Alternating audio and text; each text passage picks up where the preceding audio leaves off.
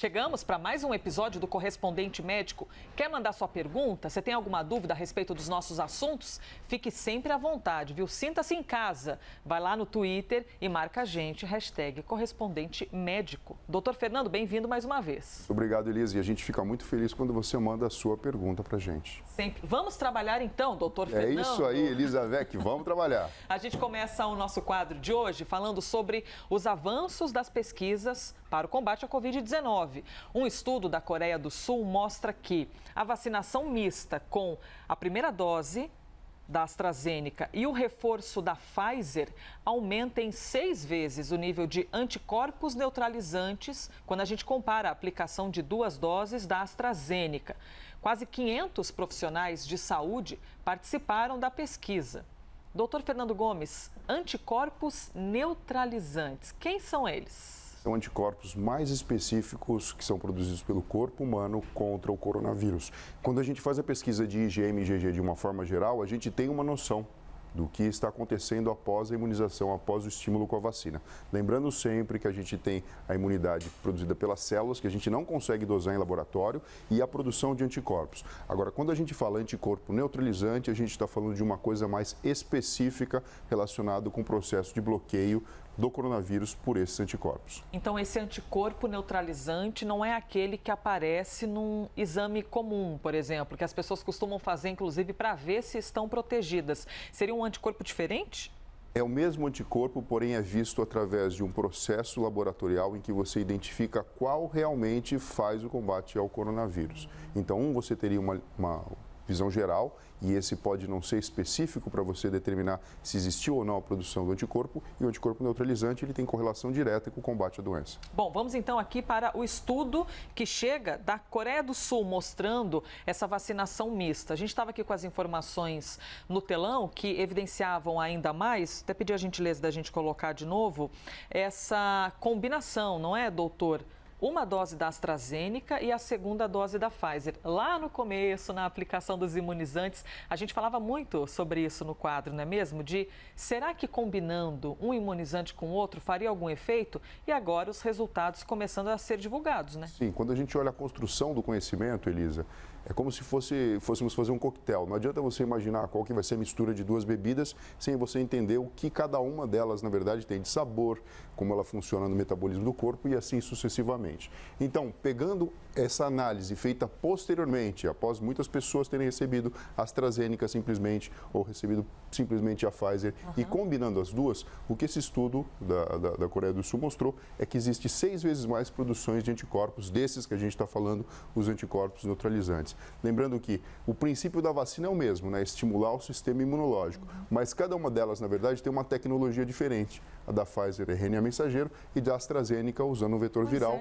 não replicante, mostrando que talvez, e a gente falava isso muito no começo mesmo, talvez no decorrer do tempo a gente perceba que seja a combinação entre tecnologias ou até produtos diferentes que venha a produzir uma imunização melhor e mais eficiente nas pessoas. E talvez ainda, Elisa, eu arrisco dizer, dependendo da genética da população, essa resposta possa ser diferente. Agora, é lógico, ao decorrer do tempo, a observação e principalmente, né, levando em consideração a questão da crise sanitária, a necessidade vai fazer com que a gente tenha acesso a essas informações. Pois é, muito interessante. Informação, então, da Coreia do Sul. Não tem nada a ver com o nosso país esse estudo. Foram 500 profissionais da saúde que participaram da pesquisa. Mas, observando esse telão, é que eu lembrei de uma questão, doutor. Esses dias a gente trouxe o novo cenário de vacinação para gestantes, por exemplo, aqui no Brasil. Todas que tinham tomado a primeira dose da Pfizer foram agora habilitadas a tomar a segunda dose. Aliás, perdão, deixa eu inverter aqui. Todas as que tomaram com a da AstraZeneca, lembra que aí pediram para interromper a vacinação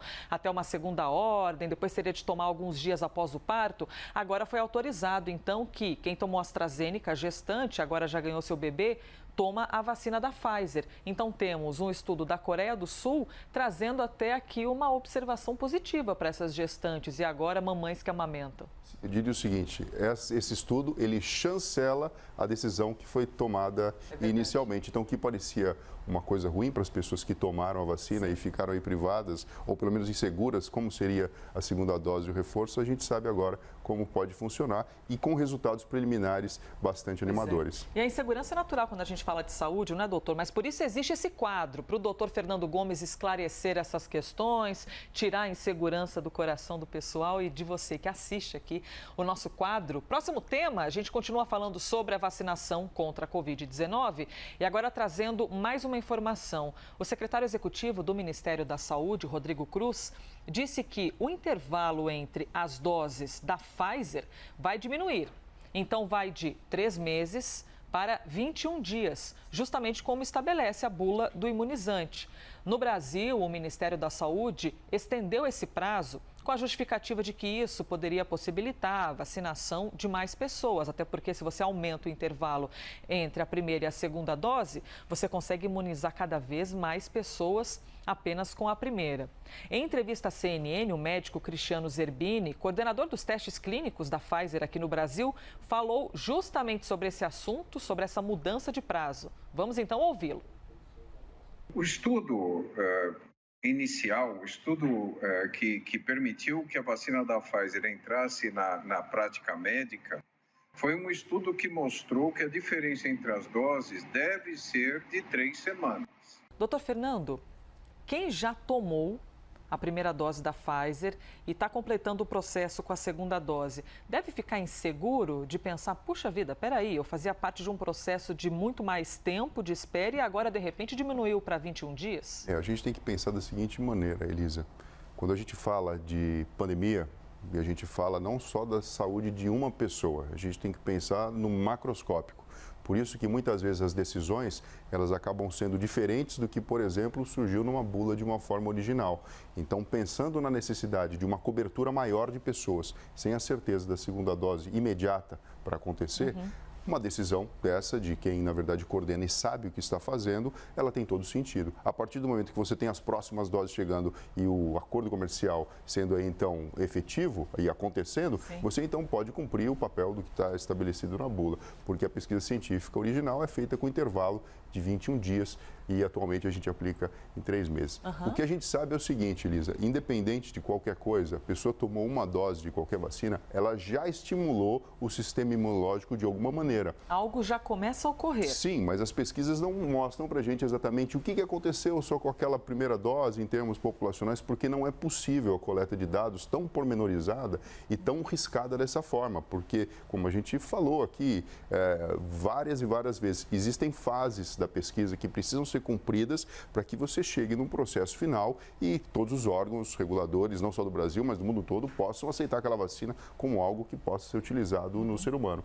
Então, atualmente, a gente tem isso e a previsão seria para o ajuste para dentro da bula. Obviamente, esse primeiro momento, a preocupação maior era macroscópica, em se cobrir o maior número de pessoas, e a gente sabe que isso faz com que as pessoas tenham mais proteção, caso tenham contato com o coronavírus, e também existe a preocupação em se controlar, na verdade, a transmissão. Então, a gente está aqui dentro de um cenário que ele reflete muito o que é a vida real. Porque a gente tem o produto, existe a escassez, existe toda a questão da logística da aplicação da vacina e da própria educação do povo e assim sucessivamente, e a gente vê um ajuste acontecendo frente a uma realidade diferente de tempos atrás. O cenário vai se adaptando, né, conforme a gente vai avançando nesse combate dessa nossa guerra sanitária. Interessante ressaltar aqui que no decorrer da nossa programação a gente vai esclarecendo para você também quais vão ser as determinações, por exemplo, alguém tomou a primeira dose do imunizante da Pfizer na semana passada, mas quando tomou a determinação era uma e agora mudou essa determinação para o intervalo de 21 dias. Aos pouquinhos a gente vai compartilhando para vocês como é que fica a regra daqui para frente para quem já tomou a primeira dose. Isso é interessante. Se você pegar uma bula de qualquer medicamento, você vai perceber que já existe essa preocupação em linhas gerais. Você olha ali na bula, o que fazer se você pulou aquele remédio que você deveria tomar aquele remédio, aquele momento, naquele horário, ou se você tomou a mais. Já tem ali alguma orientação preliminar. Por quê? Nós sabemos que uma coisa é um trabalho científico, outra coisa é a vida real.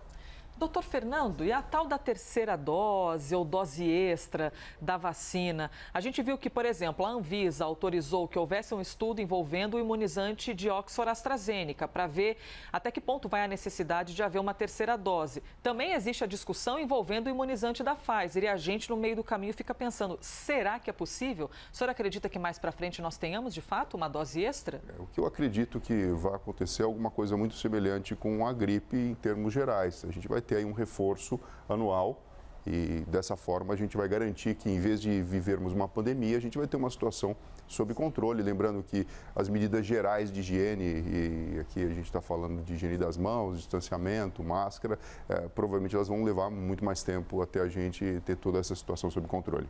A gente tem falado muito de variantes, especialmente da variante Delta, originária na Índia, mas agora a gente traz uma outra variante para a conversa, porque é o seguinte, um estudo da Universidade Estadual de Campinas, apoiado pela FAPESP, mostrou que vacinados podem se infectar e transmitir a variante Alfa. Qual é essa variante Alfa? É a originária do Reino Unido, mas que a imunização previne contra os casos graves de Covid-19. Doutor Fernando, para a gente poder compreender um pouquinho mais o cenário. Bom, a vacinação a gente já compreendeu que previne a evolução de casos graves e também diminui, consideravelmente o número de mortes. Mas quando a gente coloca esse tempero chamado variante no meio do caminho, existem outros problemas que aparecem e aos poucos os estudos vão descobrindo até que ponto as vacinas são eficazes para combatê-las, né? Sim, e acho que uma coisa que tem que ficar na cabeça de todo mundo, porque é tentador a gente pensar ao contrário. Por exemplo, quando eu coloco uma máscara, eu tenho a sensação que eu estou me protegendo. Eu preciso pensar no coletivo, eu preciso pensar de forma empática. Sim, de certa forma eu estou me protegendo, mas eu estou protegendo muito mais as pessoas em volta. Esse é o ponto número 1. Quando eu tomo uma vacina, eu não crio uma bolha em volta de mim que eu posso andar em qualquer lugar e nada vai me acontecer. A vacina simplesmente ela treinou meu sistema imunológico para caso eu tenha contato com o coronavírus que vai transitar no meu corpo, ele tenha, na verdade, um combate natural já pré-estabelecido no meu corpo físico. O que também não inviabiliza de alguma forma, transmitir essa doença aí para frente. Por isso que a orientação continua sendo a mesma. Independente da vacina que você venha tomar, independente da existência ou não de variantes, as medidas gerais de cuidado, de máscara, distanciamento, etc., são importantes para a gente conseguir controlar essa situação, Elisa. Doutor, eu tenho uma dúvida. A gente está dizendo, então, que um estudo da Universidade Estadual de Campinas, apoiado pela FAPESP, mostrou que, mesmo que a pessoa esteja vacinada, ela pode se infectar ou transmitir a variante Alfa. O estudo não fala assim, pode se infectar e transmitir Covid-19. Fala especificamente da variante Alfa. Isso significa o quê? Que esse grupo pegou uma parcela da infecção da Covid-19, apenas uma variante, e se debruçou em cima de uma variante? Os estudos científicos são assim mesmo? Eles analisam pequenos caminhos? Eles podem avaliar pequenos caminhos, mas provavelmente o que foi feito é a avaliação genômica e com isso você consegue saber qual é a variante que se destacou no meio do caminho e qual que, na verdade, existiu mais proteção e qual que teve menos proteção. Interessante, hein? Os cientistas e pesquisadores se debruçam em cima dessas informações. Por isso, Elisa, que é tão importante a gente ter essa informação genética, senão simplesmente tudo é coronavírus e a gente não percebe o que está acontecendo. Existe um princípio básico, né? Na verdade, para a vida. Se você não conhece o seu inimigo, você vai ser surpreendido a todo momento. Então, o serviço de, entre aspas, espionagem médica, ou seja, a gente quer saber como é que o vírus está se comportando, quais são as mudanças dele, porque aqui a gente está fazendo a nossa parte. Então, são várias vacinas, são várias estratégias, são várias orientações, mudanças de hábito que as pessoas às vezes reclamam, mas são estratégias para a gente combater. Muito bem, respondido pelo doutor Fernando Gomes. E você pode sempre comentar, mandar sua dúvida, vai lá no Twitter, #correspondente-médico. Deixa eu ver aqui. Doutor, é muita gente que pergunta sobre alergia, sobre intervalo entre uma vacina e outra. E tem gente, por exemplo, a Amanda Cali está perguntando que tomar um remédio, ela está citando aqui dipirona, antes de tomar uma vacina, ajuda já a se proteger antecipadamente com o efeito colateral que a vacina pode causar, doutor? Na verdade, em medicina, a gente sempre pensa assim, na única situação que a gente acaba fazendo isso é quando você vai fazer uma cirurgia e você usa um antibiótico profilático, porque você sabe que vai existir uma quebra de barreira e você pode ter uma infecção. Salvo essa orientação, o natural toma a vacina, se houver algum sintoma, algum desconforto, aí sim você pode recorrer a um medicamento para aliviar algum sintoma. Mas, na verdade, acaba sendo uma forma até inocente de pensar, né? Vou dar um estímulo para o meu corpo, para caso ele me sinta mal, para ficar atento. Acho que a gente pode pensar um pouquinho ao contrário, é mais saudável, porque tomar remédio desnecessário não faz sentido nenhum. Vamos para a sua participação aqui em nosso telão, #correspondente-médico, #Aquitinha. Vejamos quem vai aparecer hoje aqui em nosso jornal. Temos o Wilson Aguiar. Olha lá, se vacinando, escreveu gratidão por esse dia, vacina salva vidas. E colocou as nossas hashtags ali, acabou aparecendo aqui em nosso jornal. Obrigado, Wilson, por ter postado e marcado a gente. E o próximo participante, olha ele aqui em nosso telão, é isso mesmo? Daniel Adjuto, apresentador do Live CNN, olha que graça, gente. Pelas mais de 500 mil vidas... 500 mil pessoas que não tiveram essa oportunidade. Obrigado, Deus. Obrigado, ciência. Detalhe, olha só que interessante. Fui vacinado no barracão da escola de samba Vai Vai. E o efeito colateral é sair sambando. Vai vacinar. Muito bom, doutor. Agora olha só, achei artístico. Ele realmente pegou um momento inicial da injeção muito corajoso, né, Elisa? Em detalhe. E um olhar quase apaixonado, né? Porque é esse sentimento que desperta na gente a possibilidade de se imunizar. Daniel Adjuto, então, vacinado, recebeu a primeira dose, postou e marcou a gente. Faça isso também, viu? Hashtag Aquitinha, hashtag correspondente médico. Doutor Fernando, obrigada por mais um dia. Obrigado a você, Elizavec. Pessoal, até breve. Obrigada pela sua participação, viu, neste, que foi mais um correspondente médico.